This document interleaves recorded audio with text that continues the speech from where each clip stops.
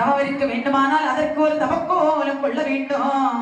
ஆடு நீக்கி அணிகள் நீக்கி ஆடு நீக்கி அணிகள் நீக்கி அணிதனே முழுது நீக்கி ஆடு நீக்கி அணிகள் நீக்கி ஆடு நீக்கி அணிகள் நீக்கி ஓடு இதுவனி முழுது நீக்கி வாடு நீக்கி அப்படியே வரிசை நீக்கி சொல்லு மனத்தை நோக்கி மனதில் தாக்கி ஆறு கோண பீடோமிட்டா ஆறு கோண பீடோமிட்டா அதிலே கம்ப தலை நிறுத்தி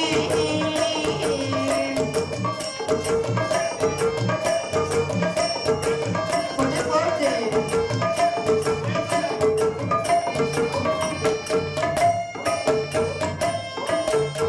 அறையிலே கட்டியிருந்தானே பட்ட ஆடைகள் ஆடைகள் அணிந்த அறையிலே மரத்தோலை எடுத்து ஆடையாகவே கோர்த்து கட்டினான். அப்படி நவரத்தின மாலைகள் அணிந்த கழுத்தில் உத்திராட்ச மாலை எடுத்து மாட்டினான். ஆமா வாசனை திரவியங்கள் அணிந்திருந்த தேகத்தில் சரி சகலவனையும் தீர்க்கக்கூடிய விபூதி எடுத்துப்பட்ட நாமங்களாகவே பூசினான். அப்படி நினைக்கிறான் வல்லரக்கன். என்னம்மா கீழே இருந்து தவம் செய்தார்.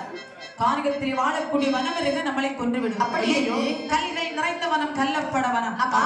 கல்லப்பட என்று சொல்லக்கூடிய வனத்திலே காற்றென்றும் மழை என்றும் இரவென்றும் பகல் என்றும் மாறாமல் 12 வருட காலம் ஓம் நம சிவாய ஓம் நமச்சிவாய நமகே ஓம் நமச்சிவாய நமகே என்ற பஞ்சாட்சர மந்திரத்தை உச்சரித்து சரி தமம் இருக்கின்றான் வல்லரக்கன். ஆமா இவனுடைய தமமானதை காற்றிலே கலந்து கைலாச மலை எங்கும் அக்கினி சோலையாகவே வளர்ந்து நிற்கின்றது. அப்போது கைலாச மலையிலே பகவானும் பார்வதியும் நேரம் போகவில்லை என்று சொக்கட்டம் விளையாடுகின்றார்கள். அடேங்கப்பா சுவாமி என்ன சொக்கட்டம் விளையாடுவோமா? அப்படியே அகட்டும் என்ன பகவானும் பார்வதியும் எங்கே வருகிறாங்க தெரியுமா? எந்த இடத்தில் வந்து சொக்கட்டம் ஆடுகிறார்கள்? அஷ்டகிரி பர்வதமா அருணகிரி பர்வதமா அஷ்டகிரி பர்வதமா அருணகிரி பர்வதமா உத்தரகிரி பர்வதமா பர்வதமா இமயகிரி பர்வதமா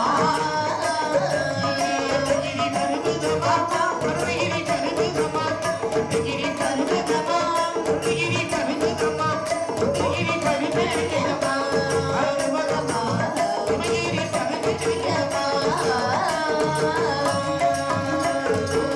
இந்திரகிரி பர்வதமா இமயகிரி பர்வதமா சொர்ணகிரி சொர்ணகிரி சொர்ணகிரி பர்வதத்தில் சொக்கட்டங்கள் ஆடுமா சொர்ணகிரி பர்வதத்தில் சொக்கட்டங்கள்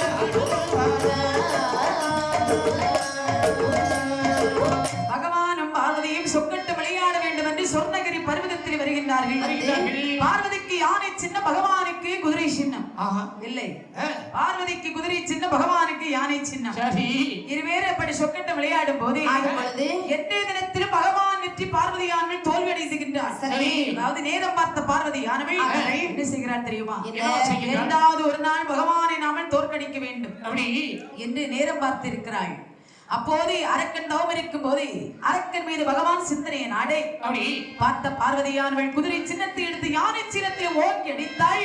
கையை கொட்டி கலகலம் என்று சிரிக்கின்றாள். பார்வதி திடீரென்று சிரிக்கின்றாயே ஆமா எதற்காக? சுவாமி என்ன இன்றைய தினத்திலே நீங்கள் ஆட்டத்திலே தோல்வி அடைந்து விட்டீர்கள். பார்வதி என்ன நான் தோல்வியடைவதற்குரிய காரணம் ஒன்று இருக்கிறது. என்ன காரணம்?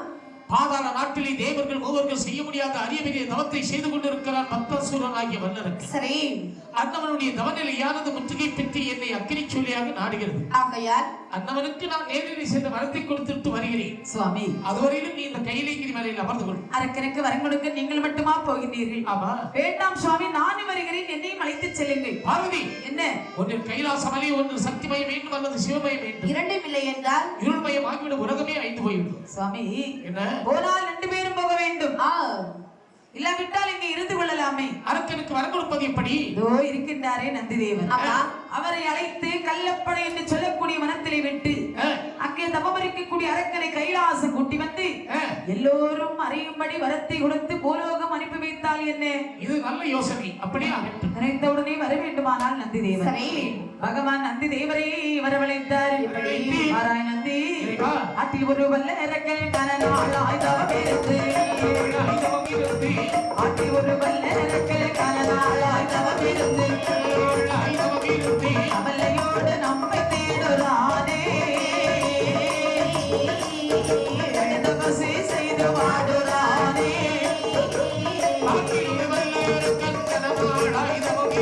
கனநாளாய் தவமிருந்து நம்மை தேடுறானே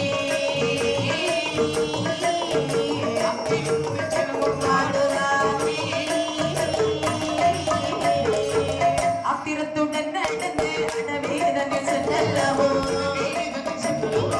அவனையுமே அழைத்து இங்கே வாரா உடனே சென்று கொண்டு வாரா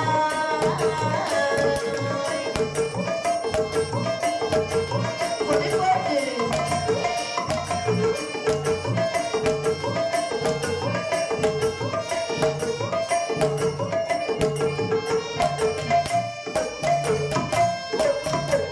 வாராய் நந்தி சுவாமி. கொஞ்சம் எந்தி ஆகட்டும். கள்ளப்படை என்று சொல்லக்கூடிய வனத்திலே ஆமா என்னை நினைத்து ஒரு பக்தனானவன் 12 வருட காலம் தபத்தை செய்து வாடுகிறான். சரி. அந்தவனுக்கு வரம் ஒன்று கொடுக்க வேண்டும். அவனுடைய மதியம் திரும்புவதற்கு முன்பாக கைலாசம் கூட்டி வர வேண்டும். இதோ அழைத்து வருகிறேன் சுவாமி. பகவானிடத்தில் விடைபெற்றுக் கொண்டு நினைக்கின்றார் நந்தி. என்ன நினைக்கின்றார்? அவருக்கு இருப்பது மாட்டுத்தலை, உடல் மனித உடல். சரி. மாட்டுத்தலையோடு பூலோகத்தில் சென்றால் பார்ப்பவர்கள் எல்லாம் பரிகாசமாக பேசுவார்கள். நிச்சயமாக அவர்களுக்கு பதில் சொல்லிவிட்டு போகும்போது பகவான் கொடுத்த நேரமானது தவறிவிடும். ஆனால் இந்த ரூபத்தை மாற்றி செல்ல வேண்டும் என்று பூலோகத்தில் வாழக்கூடிய ஒரு முனிவராக கோலம் கொண்டார். கொண்டு கைலாச மலை கடந்து காடு மேடு குன்று குமடு ஆறு அடவி சாலை சோலை எல்லாம் தாண்டி ஆமா கள்ளப்படை என்று சொல்லக்கூடிய வனத்திலே வருகின்றார். ஓங்கிய பெரும் காடு காரியத்தில் வந்த நந்தி தேவர் அரக்கனுடைய தவத்தை தேடி பார்க்கின்றார். ஒரு புற்றுக்குள் இருந்து ஒரு சிவநாமம் கேட்கிறது. ஓம் நமச்சிவாய நமக. ஓம் நமச்சிவாய நமக. நினைக்கிறார் நந்தி தேவர். இப்படி சிவநாமம் சொல்லக்கூடிய பக்தனை திடீரென்று அழைத்தால் கோபத்தை கொண்டு சாபத்தை போட்டு விடுவார். பகவான் பேரிலே ஒரு பாடலை பாட வேண்டும். அது அவருடைய காதிலே கேட்கும். சிவன் வந்துவிட்டார் என்று நம்முடைய பாதத்திலே விடுவார். அழைத்து கைலாசம் போகலாம் என்று அரக்கன் தவத்தின் அருகிலே நின்று ஆண்டவன் பேரிலே அழகான ஒரு பாடலை பாடுகின்றார். ஏழையில் முகம் பாரா